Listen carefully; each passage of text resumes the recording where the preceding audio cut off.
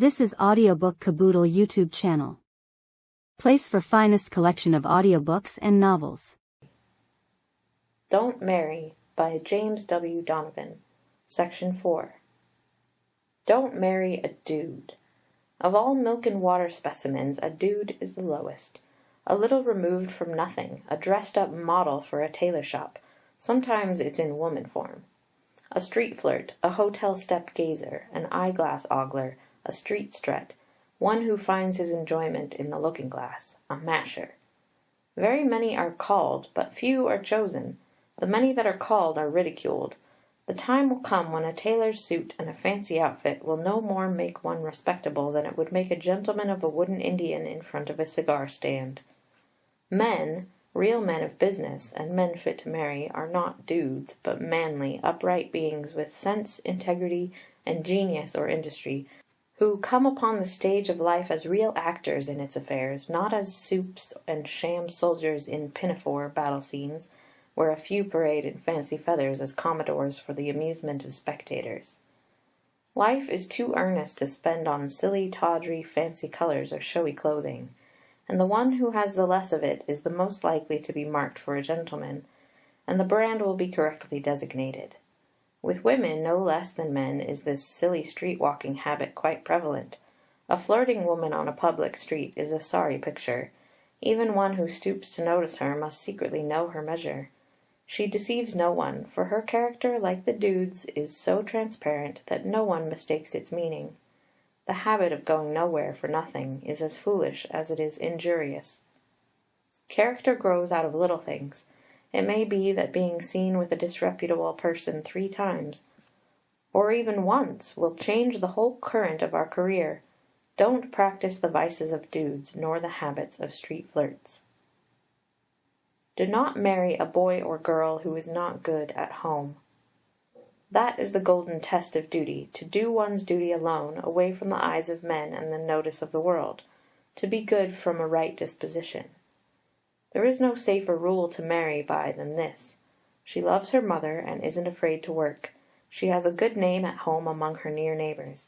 She is neat, sweet, and tidy. 7 days each week she is never off guard, always a lady.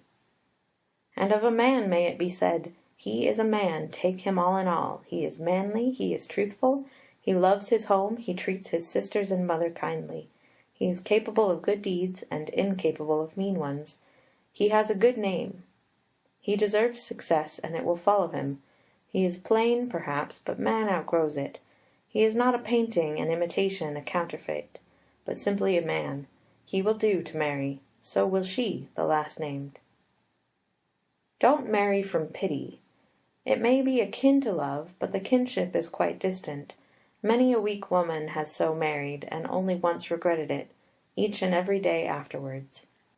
A lifelong regret must follow. What a cold respect is that compliment to any woman! I took pity on her. Away with such base uses of pity. Many a woman has had pity on a rakish man or a drunkard, and married him to reform his nature.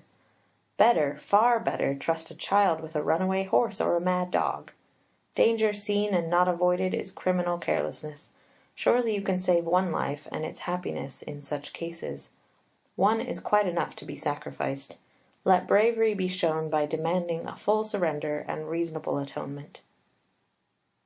Don't marry for an ideal marriage only. The girlish dream of marriage is so wide of the reality as to be dangerous. She is to grow up and go away, off to Italy or some far-away clime of sunshine, there to be taught music and the classics, on some clear moonlight evening in a summer time, where birds sing all day long, near a brook or a flower garden.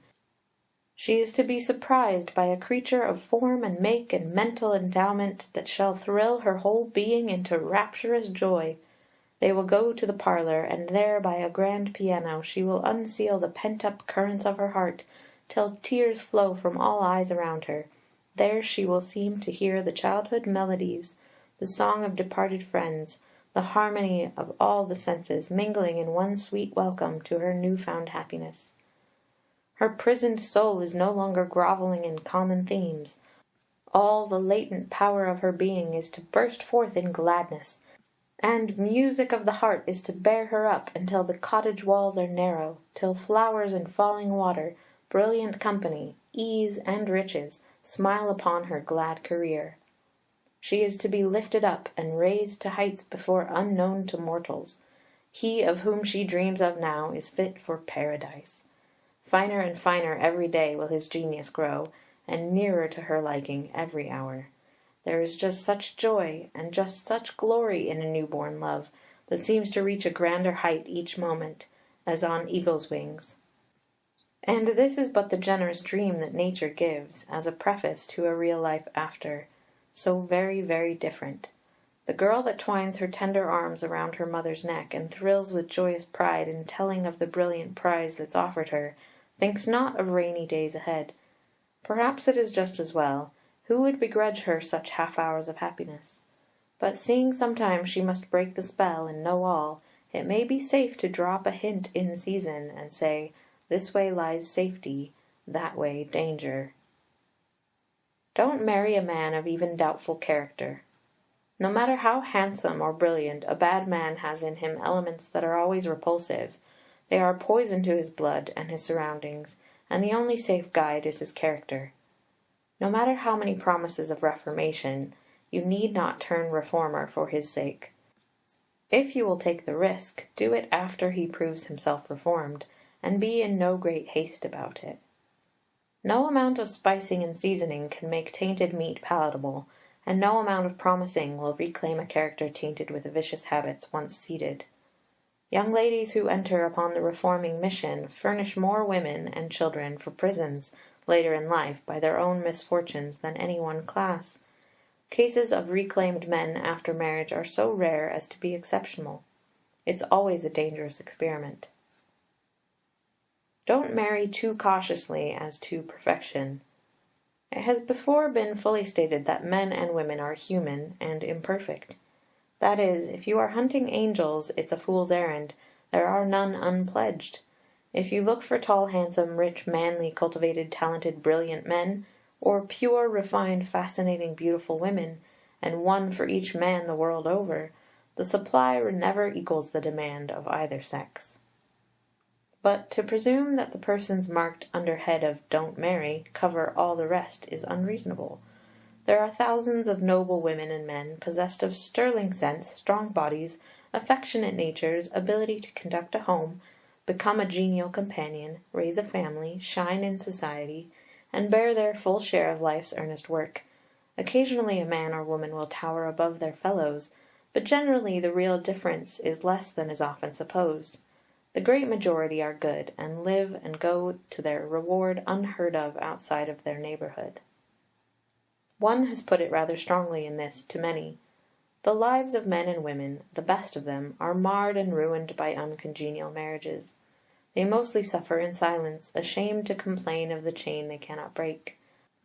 Men and women cannot know what their sweethearts will be after marriage. I have known a sensitive man, a genius with a soul like a star, whose life was a pilgrimage over burning coals, because his wife was a coarse termagant. Many a gifted woman, fit to be a queen or an empress, is chained to a clod of a husband, whose forced companionship is to her the tortures of Inferno. Don't marry expecting all the virtues in one person. If you do, the disappointment will be startling. There are no perfect characters. History gives none since the Saviour. Even Joseph was willing to punish his enemies. The majority of men and women are good and pure and fair-looking. The numbers who go to the bad are few compared to the good. Take the country population, and 90% will be good, and 60% of all cities are people of fair characters. It is a mistake to think that most people are bad because the bad ones get so often chronicled in public journals. The good, like the virtuous, live and die and demand no praise of their virtue. The great mass of men are sensible and honest and upright and sober and worthy to marry. Don't break a marriage abruptly. This is the wrong way to break a bad match. It intensifies affection. It leads to elopement, or that slow canker in a girl's nature ending in melancholy or insanity. Love is a plant so tender that to uproot or transplant it may touch a vital part. There are ways enough to change its current. But of all food to increase its growth, give it a little opposition. Tell a child to leave something alone, and he sulks to touch it. Tell a girl that the man she admires is distasteful to her relatives, and she half despises them from the simple motive of resentment. Lead her by reason to see with her own eyes, and she will be convinced. The great London actor Garrick played the drunkard to disenchant a girl, and succeeded. Her parents might have tried it a lifetime, and failed. Human nature is queer. It will lead when the way is enticing. It will magnify discoveries, but they must be discovered in the right manner. Remove not the prop till the safety of the structure is secure without it. End of section 4. This was Audiobook Caboodle YouTube channel presentation. We hope you enjoyed listening. For full audiobook, check out our playlist section. Links in description below.